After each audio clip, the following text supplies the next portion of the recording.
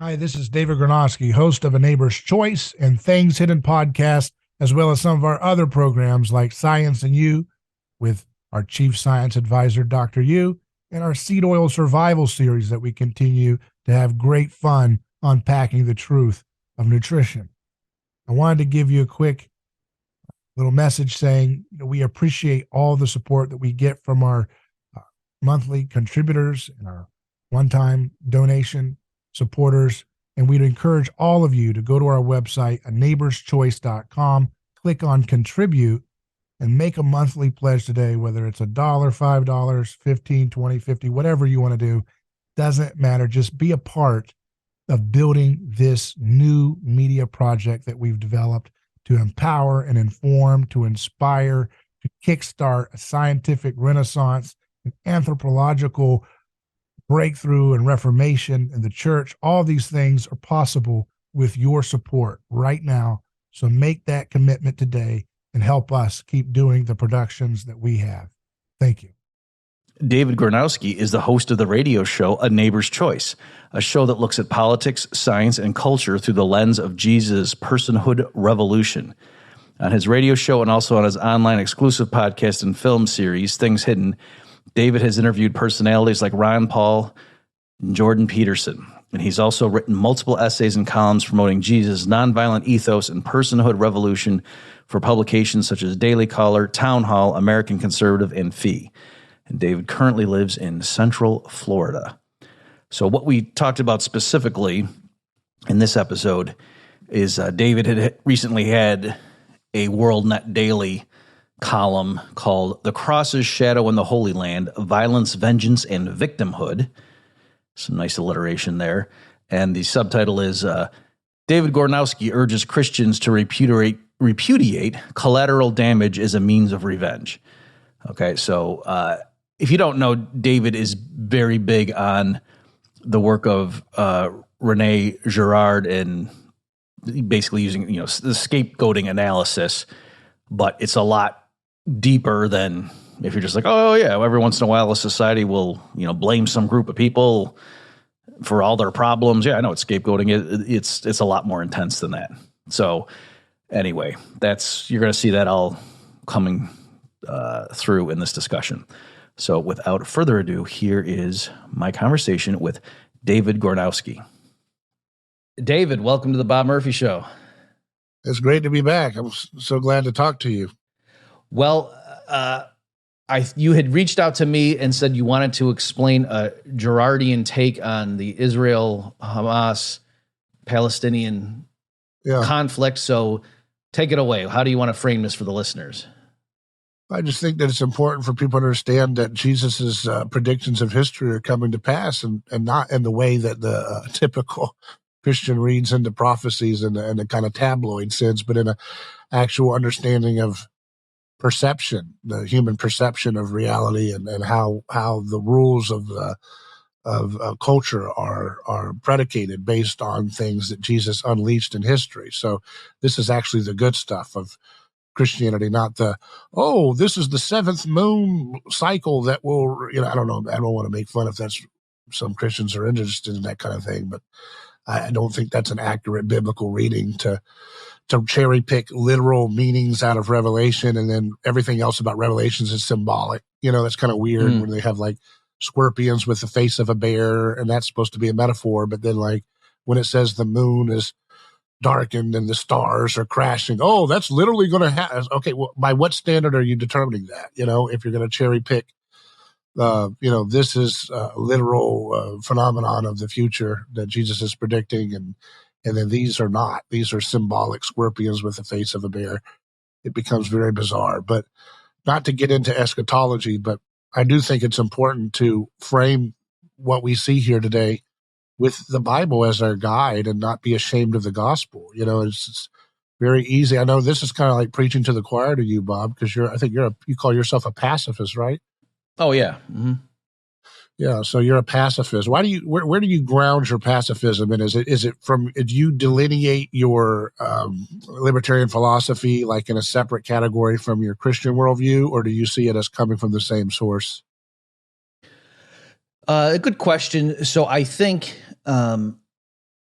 it makes sense to be a libertarian even if you didn't rely on, a Christian worldview.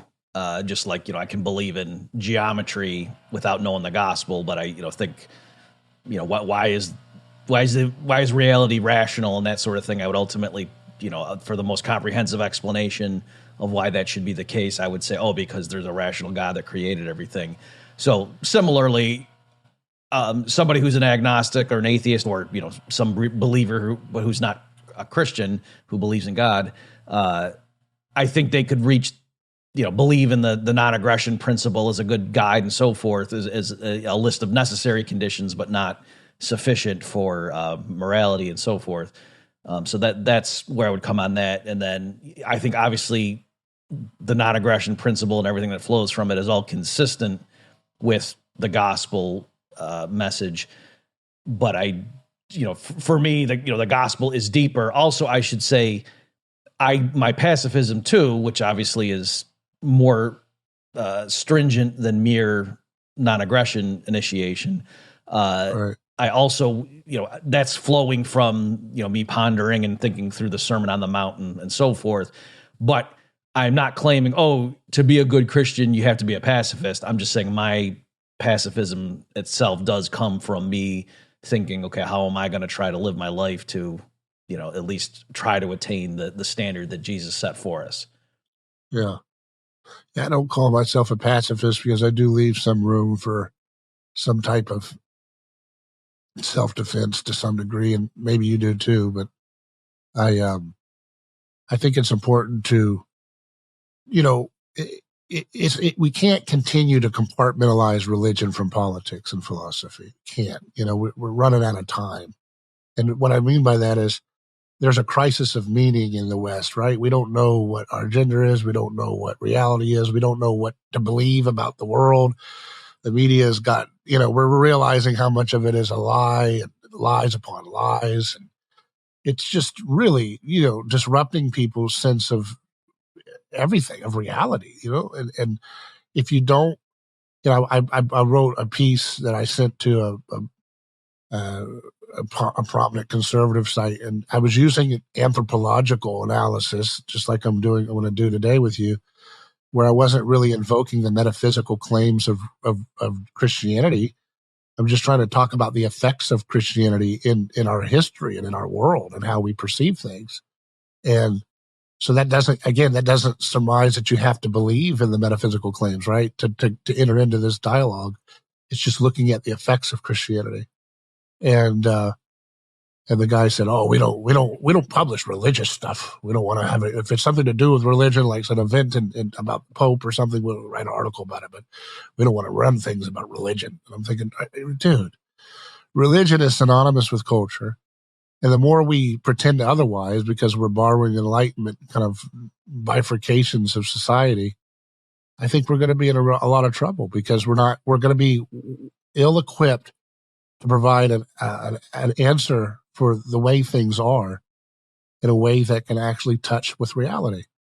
And, that's kind of what I wanted to do with something as, you look at the Israel-Palestine conflict, and it's dizzying, all the propaganda, right? You can't, I'm sure you've seen on Twitter, you don't know which video is something that happened from 10 years ago or which video of a dead child is happening now. And, it's sick. It's like hell, you're like, is this a dead child from 10 years ago or 5 years ago? Or is it a dead child from Yemen? Or, they're all saying they don't really, these people that share video clips, you're not really citing, where they're coming from. So you're just inundated with all this horrific propaganda. And it'll mess you up. Just stop you for traumatize you. Yeah, just to interject here, David, just to give you just something literally I was posting about an hour ago, and this is a trivial little example, but it just illustrates what you're talking about. So in case people don't know the context, or if David, you have anything. So Susan Sarandon just got in trouble and got her talent agency or somebody stopped representing her. And what happened, if you go and watch it, so she went to some Palestinian rally and gave some remarks, publicly with them. She's up on a platform with a mic, and she said something like, the Jews in America right now are finally getting a taste of what it feels like to be a Muslim, living in fear, But we stand, I stand with my Jewish friends, and we're so glad you're here with us. Like she's talking to the Jewish people who showed up to the rally to support Palestine, and then the crowds chant, clapping and stuff like yeah. And she's saying, so we not want to be clear, it's not all Jewish people that we disagree with on this issue, but again, it's important.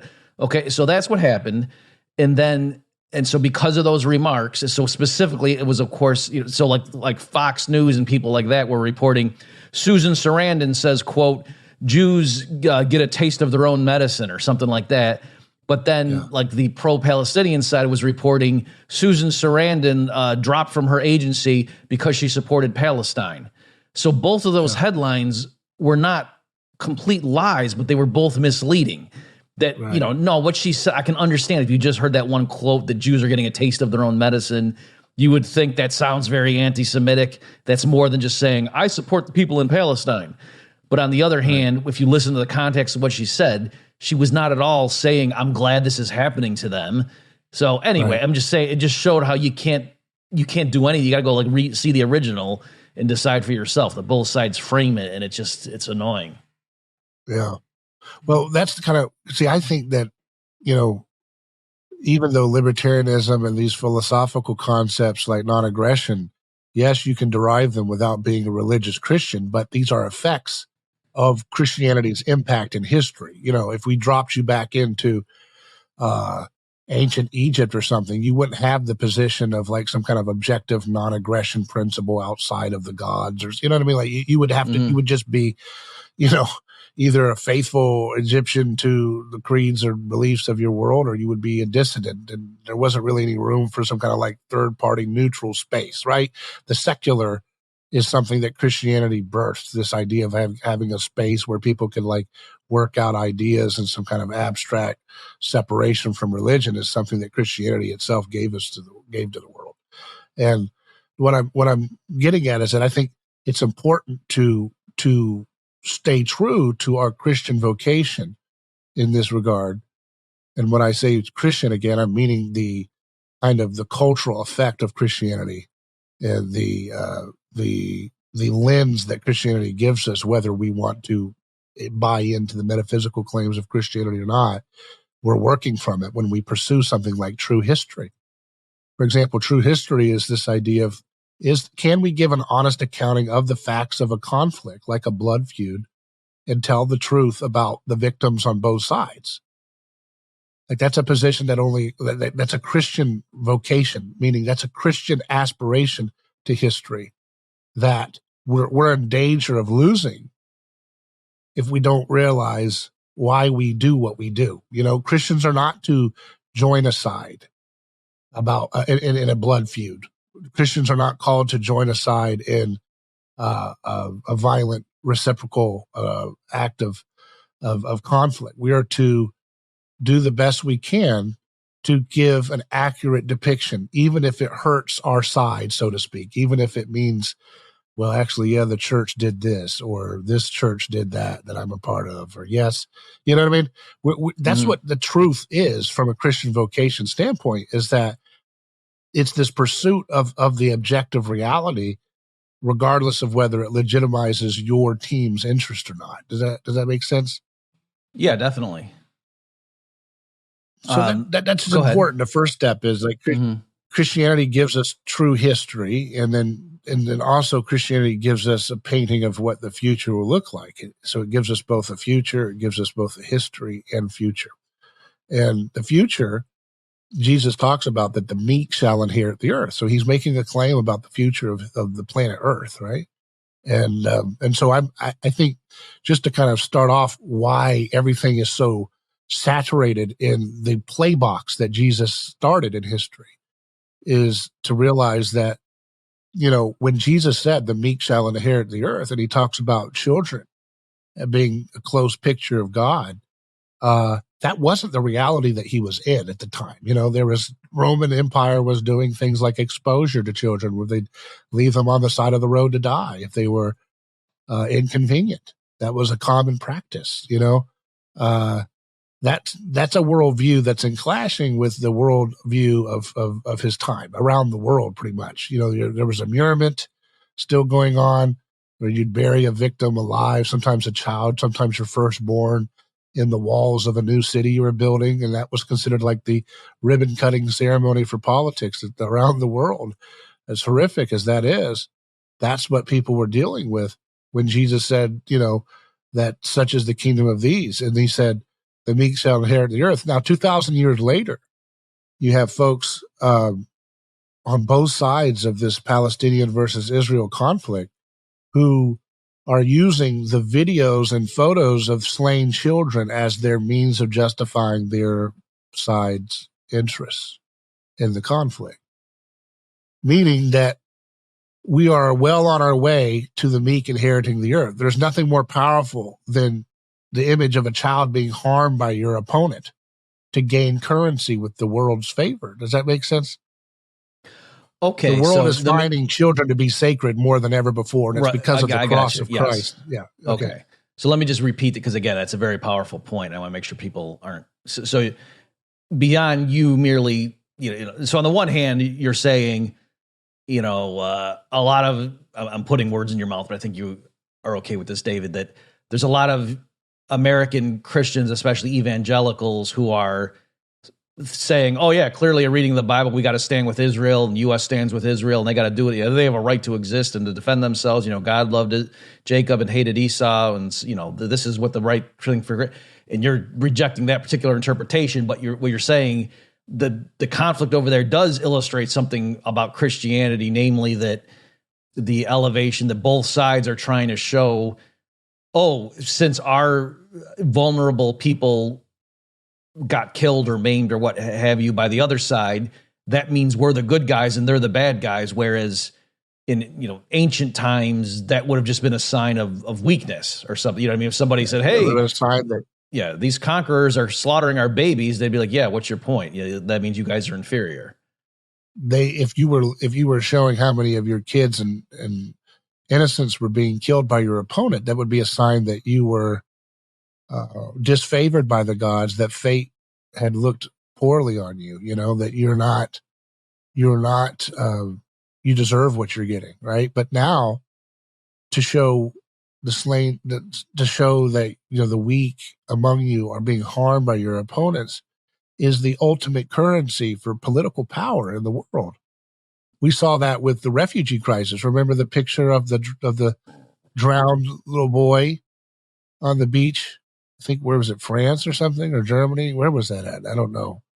But it was like a symbolic image they put on Time magazine of the little Syrian refugee child who was dead on the beach. And that was like the symbol for the refugee crisis at this time, right? Because it was like, anybody who wants to stand on the side of this poor child as a sacrifice, as a victim, that's the place you want to be. You want to be in proximity to that child's interests, right?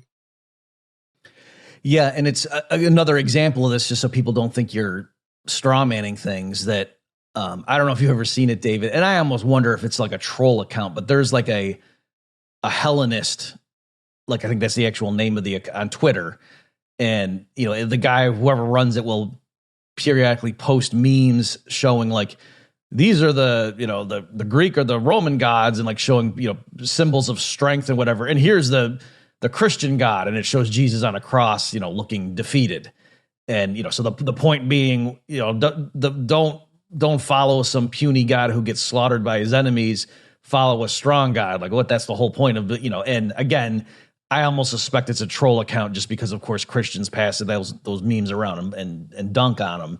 But in any event, that is the message that comes through. It's certainly not like you say that if you read the ancient literature, that the meek and the downtrodden are held up as sacred people to be respected.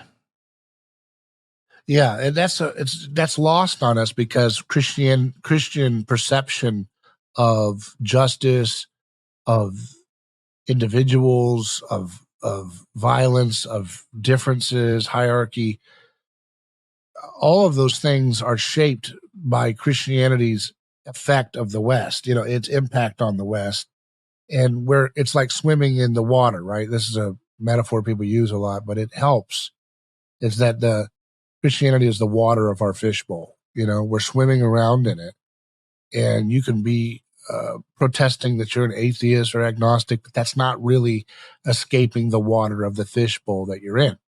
You're still swimming in a culture haunted by the cross. By haunted, I just mean that it's permeating everything, even in our rebellion against its requirements. And precisely, it haunts us the more we try to resist it. It actually infects our sensibilities and our perception of things even more so. But whether you are religious or not, if you're in the West and you're shaped by the values of Western society, then you are affected by the cross and its impact, Jesus' impact in history. And that includes the way in which people engage in war propaganda. They're always, all the wars that America has gone forth and pursued have always been done with propaganda to demonstrate that what we are doing is liberating the angels, the victims, the weak among us around the world, whether it's babies in incubators in the Iraq War I, or, democracy and things like that with carefully staged video propaganda for Iraq War II, or giving people women's rights in Afghanistan, or, the Assad gas attacks on kids right when we were saying we were going to leave them alone, Mm-hmm. Libya, he's harming people. He's harming the little ones. He's harming the women or whatever. And they did do some of these things, but they also, they play those parts up to mask what is really just might makes right? You have to, and so the more Christianity's effects on our society are heightened by our media technology advancements. And the more we get social media and HD live streaming capabilities on phones around the world and so forth, we are able to we're able to kind of accelerate, whether we intend to or not, the effects of the gospel haunting our conscience about the way we treat the least of these. And that's something that states are going to have a harder and harder time keeping pace with, because they basically, it's like Satan, when Jesus talks about Satan casting out Satan, and this idea that this is how he maintains his kingdom. This is, you can look at a spiritual side of it, but again, in keeping with the cultural anthropological framework I'm talking about these things in, what he's talking about is that, Satan, has there's this structure of civilization in which you find a scapegoat to expel, to stop the chaos of the the original kind of satanic chaos that's been stewing or brewing in your society. But that system of maintaining order, creating a violent scapegoat expulsion to kind of blame, or whether it's an enemy other or another nation nearby that's you rally the people in unity against, or whatever, that kind of a program for keeping society going is falling apart rapidly. And it has to maintain itself by donning the clothing of victims.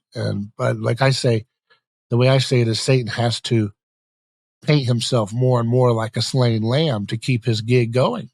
Mm-hmm.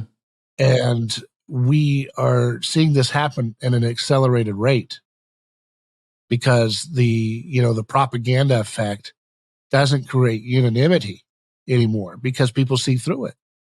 People see through propaganda presenting one side's perspective, and they see through their own side perspective somewhat more so than they ever have before.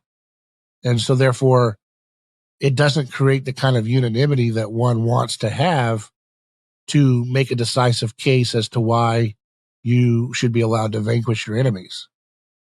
And that's important to keep that in mind when you see what's happening with Israel and Palestine, is that both sides are operating under rules of engagement that Christianity inaugurated in history, which is that the first shall be last and the last shall be first, Mm-hmm. and that the meek shall inherit the earth. So they can't claim, well, you know what, we're beating these guys because we are superior to them. We are just superior to them. Their dogs were not. They can't present that to the public. Both sides can't do that. And they can't present, well, we're beating them because our religion is favored by God and their religion is satanic. They can't do that. That's old school rhetoric. You can't do that anymore. 2,000 years after Christ, we're at a point where you have to say, well, look, we are being victimized. We're being slain. We're being brought to slaughter. And look, they're killing the least of these among us. Look at our children that we present. Look at the women, the grandmothers. And that's how they compete with who's going to get the world's favor, who's going to get the world's legitimacy or, support the most to advance their strikes and revenge against their opponents. So Christianity doesn't end our appetite for violence immediately. It starts to undermine the way in which we use symbols and imagery and events to create these myths that justify our attempts to use violence. It wants us, Jesus wants us, to stop using violence to solve violence, or, using sacrifice to mediate mercy. He wants us to stop that, but he doesn't brainwash us with some kind of ideological program to force it. He wants humanity to work this out, and he would rather us work it out faster rather than the way we're doing it. But nevertheless, it is happening, that there's you can see a trajectory since Christ's arrival in terms of how acutely sensitive we are to victims and the way we treat prisoners and the way we treat people who are punished for capital crimes and things like that. Yeah, let me read here, David, from your, you had sent me a WorldNet Daily article that you wrote on this. So let me just read a paragraph and then I'll have you elaborate. You say, rather than choosing a side or arming and manipulating both sides, as Americans have done for far too long, Christians must take the leadership position to which their role model calls them and demand a cessation of all killing and retributive violence. Christians must not be ashamed of the gospel and its penetrating solidarity with all victims of war. Perpetrators of terrorism must be brought to justice, but serious Christians cannot make excuses for violent overreach that kills innocent lives. And so on that, David, just to piggyback, and then I'll have you respond. It has been surprising to me how many self-identified Christians are openly mocking calls for a ceasefire, as if that's just something only children would do in a situation like this. Yeah. I mean, and the thing is, you've got to separate two things here: the effects of what Jesus is doing on history. There are objective changes to how things are going, and then you have the way in which professed Christians talk and act and think, and we are a part of that process. But often, of course, as you just demonstrated, we are not doing the right thing in these moments. But Jesus is changing culture through history, whether his, so-called Christians, get it right or not. You know what I mean? Like, history's moving along the path that he predicted, in which the first shall be last and the last shall be first. That's happening. It's not happening tomorrow. It's a process of happening. Everything you see around you is humanity slowly, as a species, waking up to the knowledge of the Lord. And the knowledge of the Lord is the slain lamb, as Revelation talks about. And the slain lamb, since the foundation of the world, is the primordial victim of all human societies. I don't want to go too far into scapegoat mechanism discussion, but, that's, what Girard calls the founding principle of human culture in its attempt to create its own form of kind of like catharsis and unity based on the exclusion or killing of a single victim. But Jesus came to unmask that, unveil that, and not to, every human project seeks to try to impose some kind of ideological brainwashing project or something to get its way. But Jesus doesn't do that. He respects humanity's, he understands humans and the way in which we operate. He gives us that radical free will to do what we need to do to work out our salvation. In that sense, the salvation of the world from our own violence is what we're really dealing with. And yeah, it's the you have to understand that the gospel is like a technology, right? And within that, you also have what Jesus calls the called out ones, and we call that church, right? Ecclesia. But that technology is going to have an effect in shaping the world, whether his church is acting right in certain situations or not. And that's something that I think is important to realize, is that there were people, of course, who would participate in lynching a black person, right? On 1920s or whatever, and then go to church on Sunday morning. Mm-hmm. So it's easy for an atheist or somebody to say, oh, that's an example that invalidates your claim, right? But the forces that Jesus unleashed that would defend the scapegoat was affecting the conscience of the society, Christians and non, and was moving and shaping their reaction and revulsion towards this kind of return to primitive ritual sacrifice on the part of these lynch mobs that ended up eliminating its practice, sure, in America, right? And it was not being eliminated at the same rate in cultures in 1920s in Indonesia or other places around the world that were not as impacted by the gospel relative to the way in which the West was. And so this is an effect. The gospel is like a technological effect that makes human beings a little bit more self-reflective about what their desires are motivated by and what their conscience should tolerate in participating in collective violence. Jesus shows you this technology in the story of the woman accused of adultery, in which, he gets them to ask a question. It says, let he who is without sin cast the first stone. He doesn't tell them, do not do that, right? That's kind of like what we do on Twitter when we try to tell people to stop wars. Our tendency is to say something like, hey, stop this war, right? This is wrong. Well, Jesus is a little bit smarter than we are about this. We're a lot smarter, right? He says, let he who's without sin cast the first stone. So he affirms, he doesn't resist their desire. That would make them double down on their attempts to have their righteous indignation poured out on this woman accused of adultery. He doesn't resist it, say, stop it, don't you dare do that. Mm-hmm. That's wrong. He says, let he who is without sin cast the first stone. Meaning he's in some level going along with it. Okay, go along with it, but start with this way.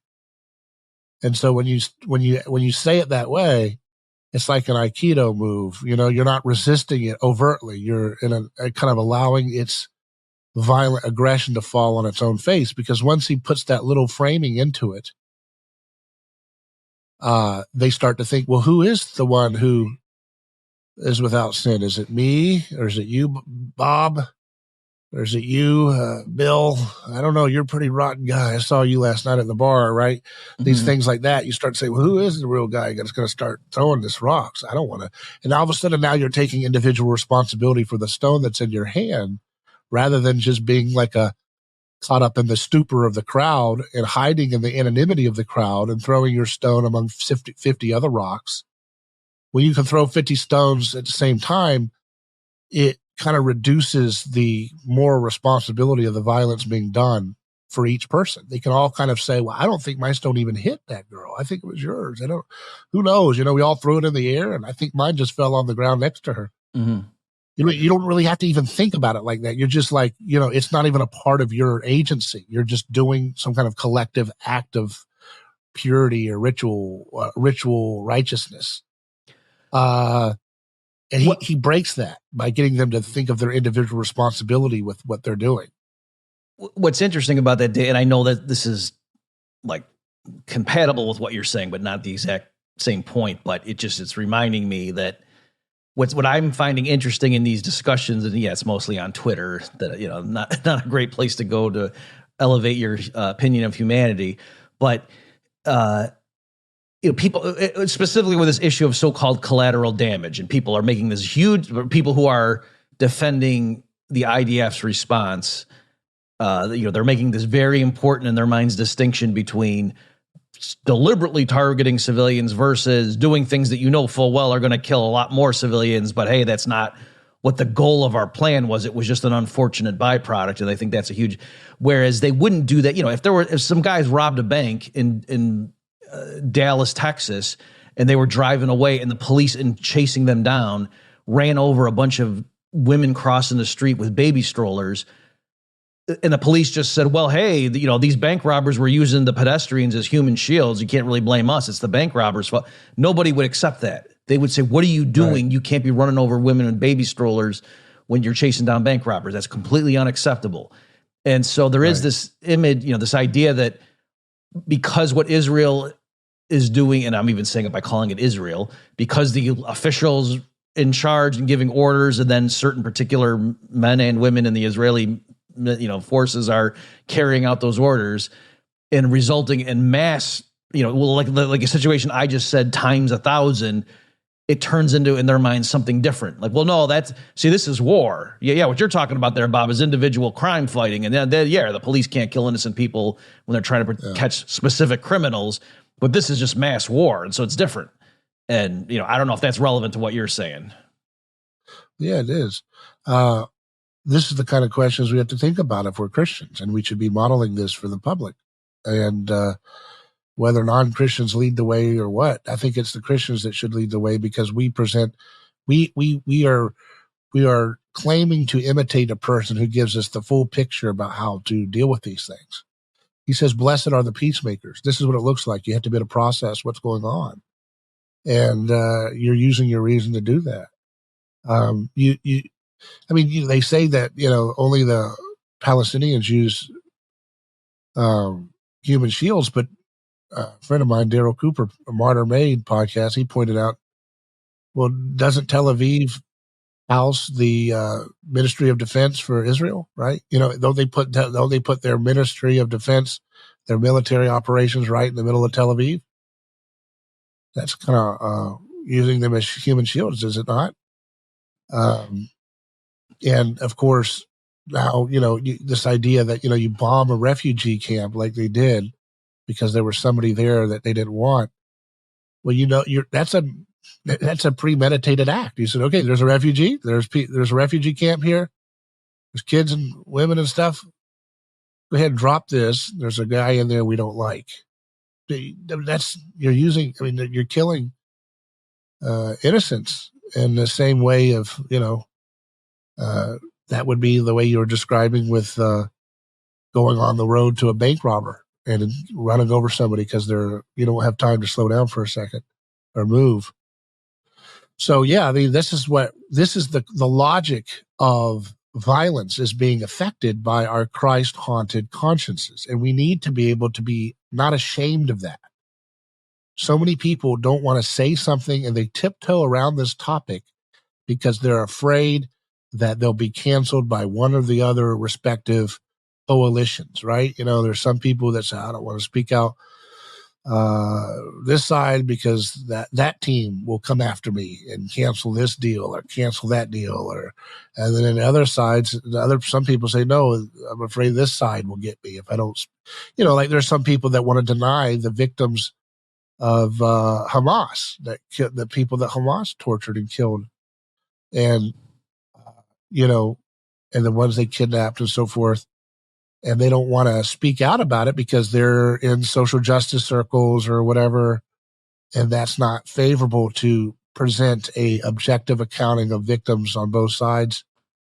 And that's what a Christian's calling is, though, right? A Christian's calling is to ruin the suspension of disbelief effect. You know, like you're watching a movie.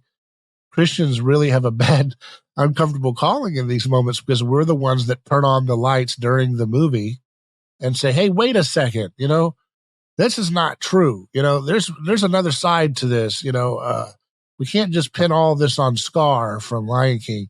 You know, there's some real sins that Simba and Mufasa have done for years that we need to talk.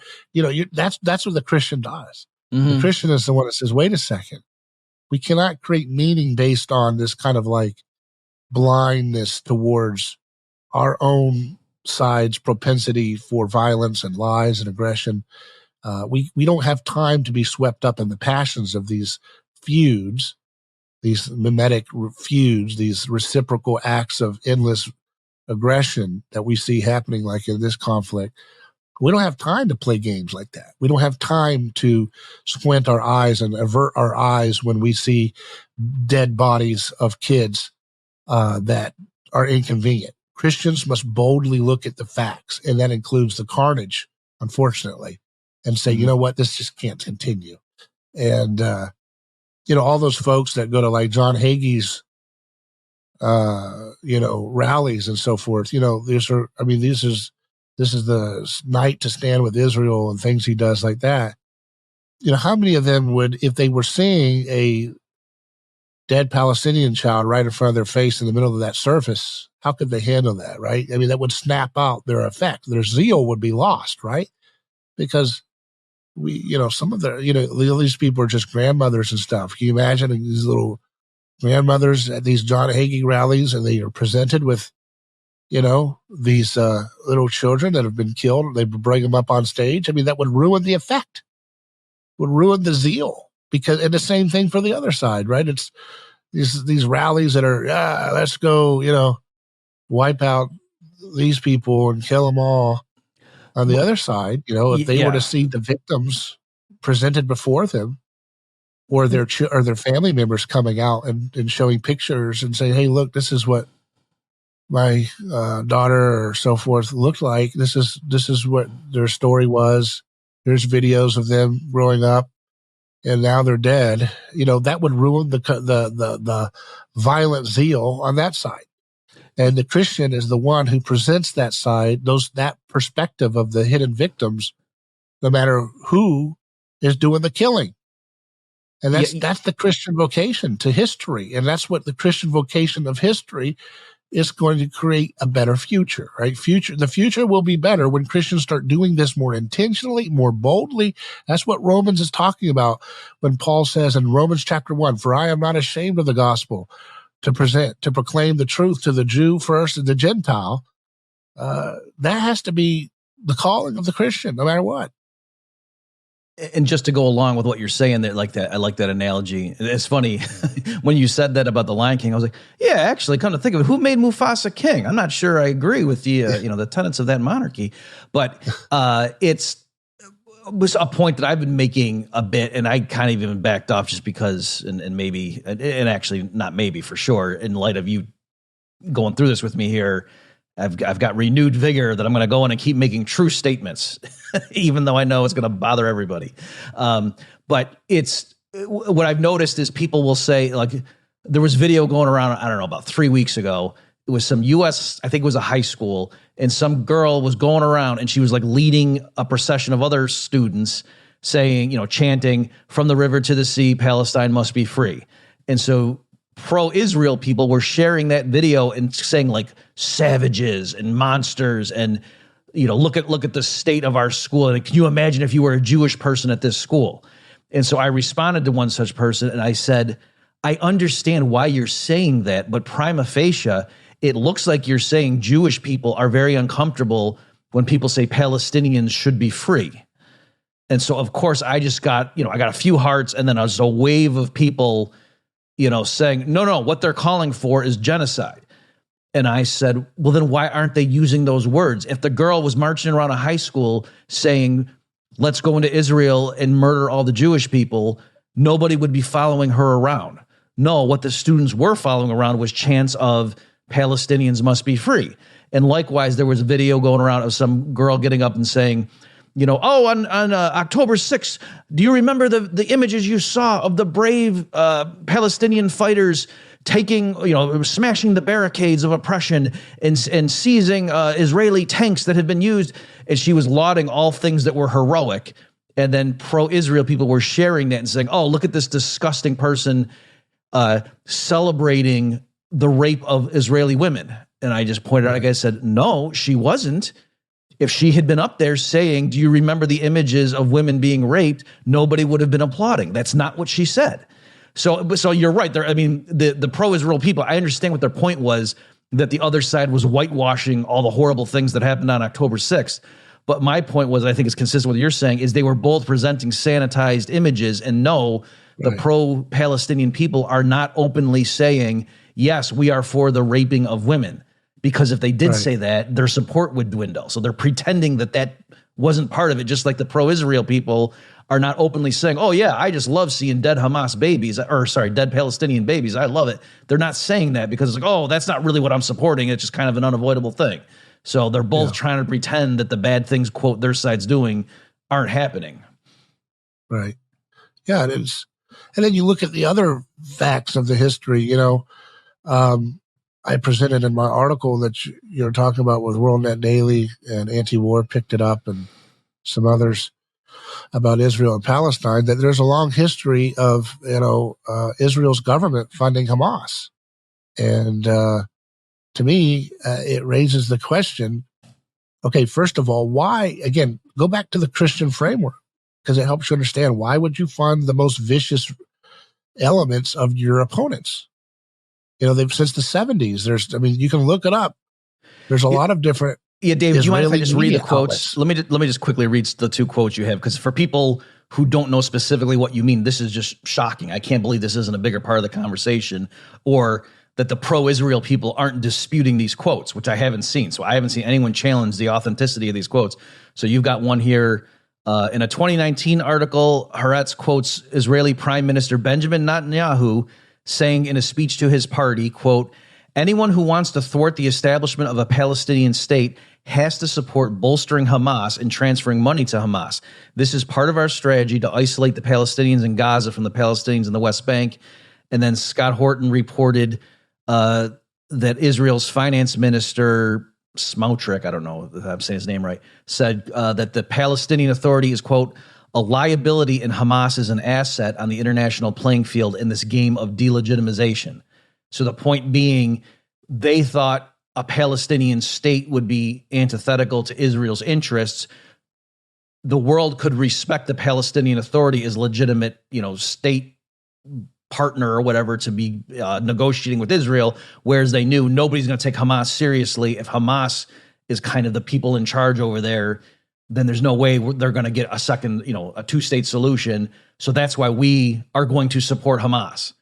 And so when you wonder, like, oh, the Palestinians are evil because they voted for them, okay, well, then Netanyahu openly supported them too. So I guess he's responsible for October 6th. Right. And so what it makes you think about is like, okay, wait a second. If they've been, it's not just Netanyahu though. He's been funding them, but they've been funded and preferred as going back as late as as early as the 1970s. And there's documentation. I think I linked to a lot of those stories in my article at WorldNet Daily. Maybe you can link to it in the footnotes, but. Oh yeah, definitely. I'll link to this, folks, if you want to read it. But that's the point, is that, like, you know, this has been going on for some time. So the question is, like, when half of the population of Gaza is like under the age of 18, how do those Gazan citizens just take the half that are under 18? That's 1 million or something. So 1 million people who are under the age of 18, they have more moral responsibility for Hamas being in power than Netanyahu? Give me a break. Give me a break. See, that's what a Christian's supposed to be able to say. We should say these things with courage and confidence, not afraid of book deals, not afraid of censorship, not afraid of talent agencies dropping you. Who gives a damn? This is what it means to be a Christian, right? We're the people who advance the truth. And we call it with boldness, not to hurt anybody, but to stop the killing for everybody. Give me a break. You tell me 1 million Gazan 18-year-olds and under are more responsible morally for Hamas having their power and their weapons than Netanyahu? So how do they have any moral authority to kill those kids because of the crimes that Hamas has done, when Hamas was put into power by America, by Israel, by Qatar? Qatar gives them a lot of money, and who's giving Qatar money? America. Who's giving Israel money? America, right? And what is Israel doing? They're giving money to Hamas. So there's billions of dollars flowing to Hamas to put them on the map. And then somehow America has the moral authority to send weapons and money and Israel has the moral authority to use those weapons to kill 18-year-old and under kids. for a group that they didn't put in there. I mean, imagine if you're a Ron Paul type nonviolence guy or something living in Gaza. How the hell would you be able to compete with American money and Israeli money going to Hamas? You say, I don't want Hamas. I want to support. I found a guy who's like a Ron Paul for Gaza. How are you going to get that guy on the ballot? How are you going to compete with Israel's billions for Hamas? So you don't have the money. You don't have the wherewithal to be able to finance a more nonviolent opposition to Hamas, because you can't compete with Israel and America's money that's going to Hamas. So then that means you have the right to be murdered for Hamas's sins. How does that make any sense, Bob? It doesn't. It doesn't make any sense. Yeah. It doesn't make a lick of sense, right? And I still want to know, when do we get to ask John Hagee if Jeffrey Epstein was standing for Israel? Are we allowed to ask that? He tells us we all have to stand for Israel. Mm-hmm. So was Jeffrey Epstein standing for Israel more than John Hagee?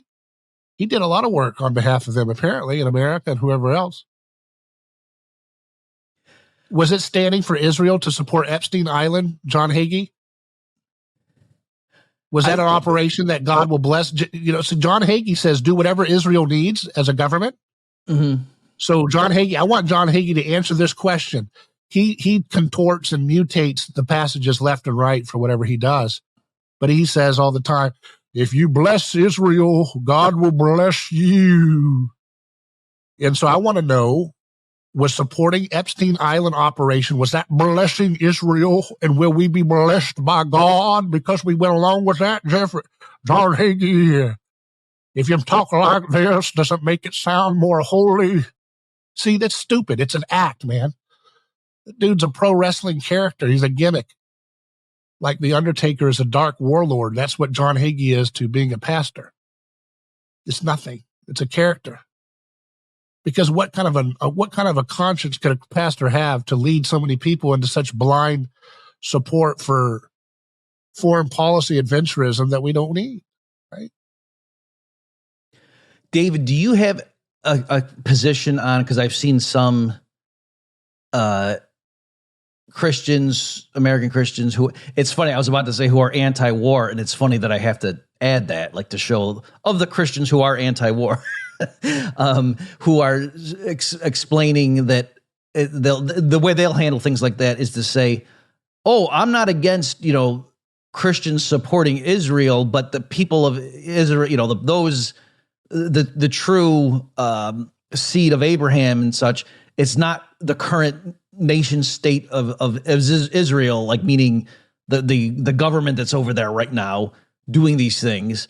That's not what the Bible is telling Christians to support, even if you went along with that interpretation that, oh yes, we're supposed to, as beyond just saying like, oh no, once Jesus came, he grafted Gentiles in, and so we're all Israel in that sense. Do you have do you have any thoughts on that one way or the other? What are you asking? Do I have thoughts about that theological question? Right. I'm saying okay. Sorry, I was unclear. One response for people who don't think Christians are supposed to support what the Israeli government is doing right now in terms of dropping bombs on refugee camps. One response is to say that no, Christians have no allegiance to Israel, period. We're Christians, and that's different covenant and blah, blah, blah. Others say, oh yeah, I'm fine with people saying, we should bless Israel and da, da, da, da. It's just the word Israel does not refer to the government over there or even to all the people who live in that region and call themselves Jews. No, Israel is now a broader category that includes Gentiles, and they're all like of Abraham now in that theological sense. So those are two slightly different ways of disputing the claim that, oh yeah, we need to stand with Israel, meaning we got to be okay with these bombs.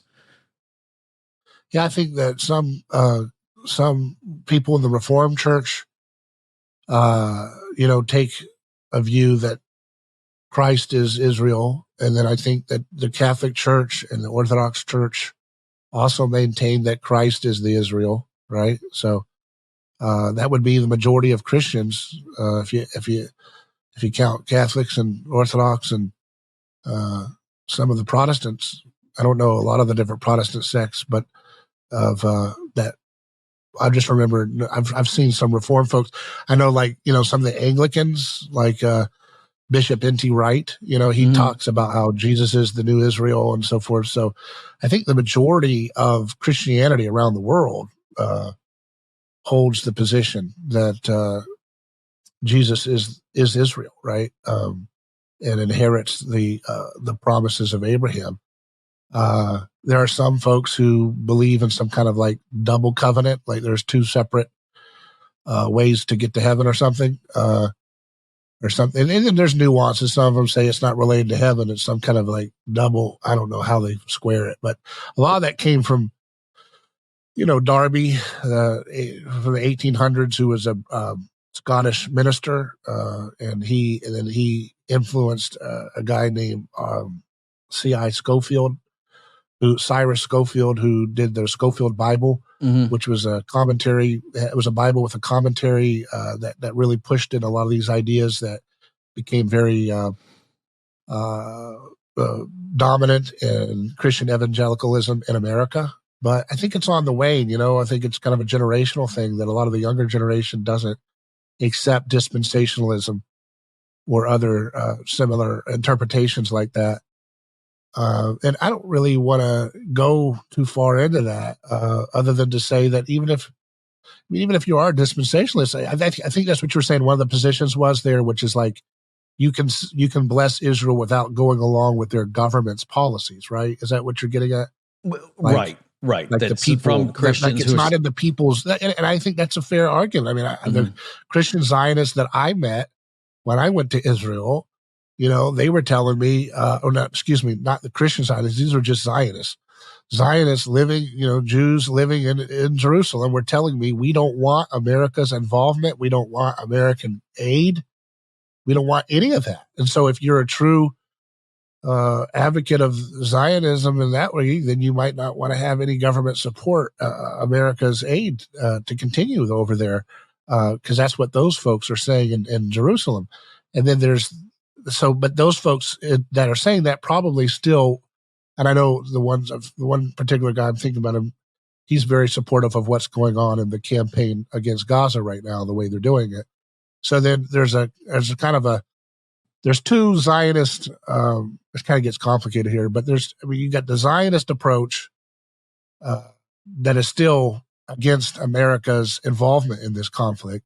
And then you have this kind of a anti-war Christian Zionist approach that some could take, where they could say, look, I support Israel and its people. I don't support their government. So just like I can support Americans, and that's why I want to oppose America's government's policies for Obamacare or the Federal Reserve, the same way I can stand with the people of Israel and opposing their government's policies, which are not going to be for their benefit. And I think that's a fair position to take for folks. And I think, folks that want to take that position are at least being as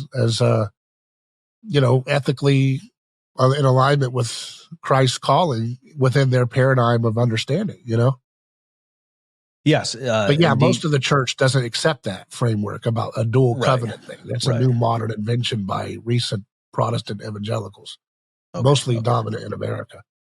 Yeah. Which is why, by the way, they tend to be more. They tend to be more. The American Zionists, Christian Zionists, tend to sometimes be more bloodthirsty in their reaction to Palestinians than the actual folks in Israel. Yeah, right. I know. I have seen some interviews and things that's probably because when you don't, it's like pro wrestling. If it's something far away, or football far away, if it's right on your doorstep, the carnage, you're a little bit more sensitive about what you're doing. You know what I mean? Right. And if you're far away, it's like a virtual reality. It's really horrible.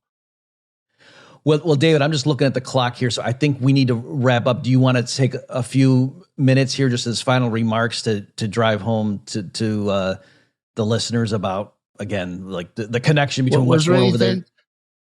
Was there anything in particular you think I should clarify or expand upon and that I missed maybe? Well, I love this. You had as a standalone paragraph here. You said the late anthropologist Rene Girard said, "We did not invent our gods. We deified our victims." Right. So can you maybe just, wow, what that sounds profound. What does that mean? It just means that the victim is, well, there's a lot of ways that you can take that, but one way is there's a lot there. But one is that the gods of the past were actual projections of human violence that was actually being done to victims. And then they would justify it by saying, well, the gods, they stirred a spirit in us and allowed us to find the truth. And we found this little person among us, and it was a little witch, and we threw them, they flew off of a cliff and flew into the sky. And every year we celebrate the rain that came the next day after we threw it. It's actually just a murder of a woman who looked different. And they tell that story over and over again in a way that exonerates them of the violence and says that was the gods that did it. And then that's where you get this idea of deifying victims. Mm-hmm. So Zeus, if you look at the mountain that's historically known in Greece to be the origins of the Zeus god, they actually found the bones of a 15-year-old teenage boy. I mean, so there's Zeus. That's what Zeus really looks like in all of his glory. It's a 15-year-old kid left to die in the midst of a thunderstorm on the top of a mountain. That's really what Zeus is. But now Christianity demystifies, for 2,000 years, Christianity has demystified mythological thinking that hides violence by projecting violence into the sky as gods doing it. Now, though, in the modern age, we don't say it's gods telling us to kill. We say it's these abstract principles like the human rights or democracy or, the world order or, following the rules-based order or whatever these nomenclature is that we use to justify, it's the liberation of our people. That's why I'm allowed to do these horrible things. No, you're not. These are cheap kind of vestiges, weakened vestiges of kind of like, these are now abstract principles: general welfare, the will of the people, democracy, liberation, anti-colonialism. All these words are these big other, I can kill this person by the power of Ra, or the power of anti-colonialism is what I invoke. And it's like, no, sorry, that doesn't cut it, Right. And so these things don't cut it anymore, and they will increasingly fail to cut it because Christ died on the cross and he was revealed to be truly innocent, and God stands on the side of innocent victims. Now, in some sense, the victim is truly sacred, and now we no longer are able to hide the killing of innocents by the power of gods. Now we're realizing that God, in his power, stands on the side of human innocence. And so that's where history is going to move. So we better get on the right path, because societies that don't learn this lesson are going to be steeped in absolute chaos. Because if you don't learn to renounce violence and renounce scapegoating innocence, that violence comes back into your community. And you see that happening all around, even America today. Well, indeed. So on that somber note, I think we need to wrap up. Folks, my guest this week has been David Gorowski. I'll put links in the show notes page to his WorldNet Daily article and where else you can find him. David, thanks so much for your insights and commentary. Thank you. Thank you, folks, for tuning in. We'll see you next time. You've just experienced another episode of The Bob Murphy Show, the podcast promoting free markets, free minds, and grateful souls. For more information and to subscribe to this podcast, visit bobmurphyshow.com.